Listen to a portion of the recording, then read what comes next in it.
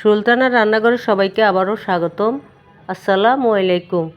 আজকের রেসিপি হচ্ছে গরুর বট রান্না। যারা বট খেতে খুবই পছন্দ করেন, আশা করি তাদের এইভাবে রান্না করে খেলে খুবই ভালো লাগবে খেতে। আমি একটি গরুর বট আগের দিন হালকা হলুদ দিয়ে জাল করে রেখেছি। এরপরে কেটে ধুয়ে ভালো করে পরিষ্কার করে নিয়েছি। প্রথমে গরম মশলা দিয়ে দিব,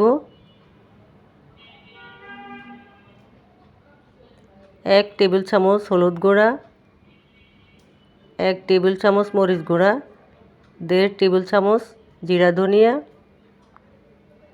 স্বাদ মতো লবণ এবং 2 টেবিল চামচ রসুন বাটা, 2 টেবিল চামচ আদা বাটা দিয়ে দিব।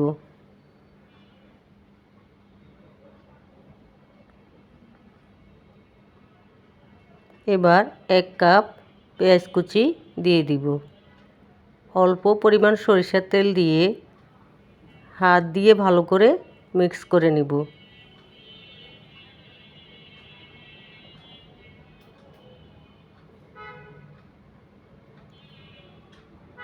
দেখতে সুন্দরের জন্যে অল্প পরিমাণ কাশ্মীরি মরিচ দিয়ে দিব।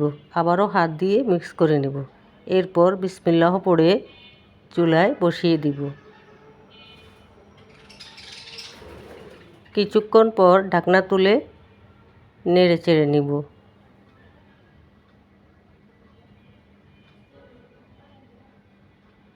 আবারও ঢাকনা দিয়ে রান্না করে নিব। কোরবানির সময় মা দাদিদেরকে দেখতাম গরুর বট আগের দিন হালকা হলুদ দিয়ে জাল করে রেখে দিত। এর পরের দিন ভালো করে কেটে ধুয়ে পরিষ্কার করে সব মশলা দিয়ে 2 বার করে জাল করে নিত। দেখতে পাচ্ছেন আগের দিন জাল করে রেখে দিয়েছি। এরপর চুলায় আরেকটি ফ্রাই প্যান বসিয়ে দিব। পরিমাণ মতো সয়াবিন তেল দিয়ে দিব। 1/2 কাপ পেঁয়াজ পেস্ট দিব। যেহেতু বটে তেল কম থাকে তাই পেঁয়াজের পরিমাণ বাড়িয়ে দিতে হয়। এরপর অল্প কিছু মশলা দিয়ে দিব। অল্প পরিমাণ আদা রসুন দিয়ে দিব এবং 4 টুকরো কাঁচামরিচ দিব।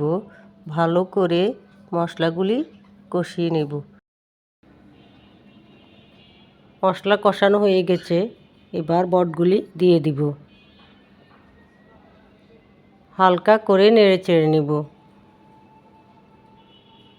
যে পাতিলে বট রান্না করেছি সে পাতিল ধুয়ে অল্প একটু পানি দিয়ে দিব। এরপর ঢাকনা দিয়ে আগুন কমিয়ে কিছুক্ষণ রান্না করে নেব। হালকা নেড়ে চেড়ে দিব। আবারও ঢাকনা দিয়ে দিব। ঢাকনা তুলে নেড়ে চেড়ে নিব। নামানোর আগে ধনেপাতা কুচি দিয়ে দিব।